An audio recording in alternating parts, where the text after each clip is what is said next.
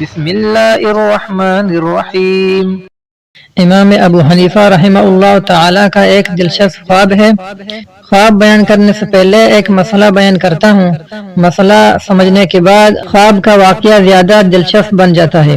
مسئلہ یہ ہے کہ اگر کوئی نماز میں پہلے قاعدہ کے بعد درود شریف پڑھے جبکہ پہلے قاعدہ کے بعد درود شریف پڑھنا نہیں ہے، فرض و واجب اور سنت مؤکدہ کے پہلے قاعدے میں اگر درود شریف اللہم صلی علی محمد تک پڑھ لے تو سجدہ سہو لازم آئے گا۔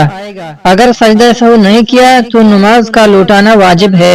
امام ابو حنیفہ رحمۃ اللہ علیہ کا مسلک یہ ہے کہ اگر کوئی شخص غلطی سے دوسری رکعت کے قاعدہ میں التحیات کے ساتھ اللہم صلی علی محمد تک پڑھ لے تو اس پر سجدہ سہو واجب ہو جاتا ہے۔ اس کے متعلق امام صاحب کا واقعہ منقول ہے، اور وہ یہ کہ ایک مرتبہ امام صاحب رحمۃ اللہ علیہ نے خواب میں آن حضرت صلی اللہ علیہ وآلہ وسلم کی زیارت کی۔ حضور صلی اللہ علیہ وسلم نے دریافت فرمایا، جو شخص مجھ پر درود پڑھے تم اس پر سجدہ سہو کو کیسے واجب کہتے ہو؟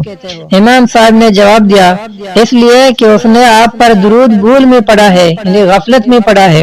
آن حضرت صلی اللہ علیہ وسلم نے امام صاحب کے اس جواب کو پسند فرمایا۔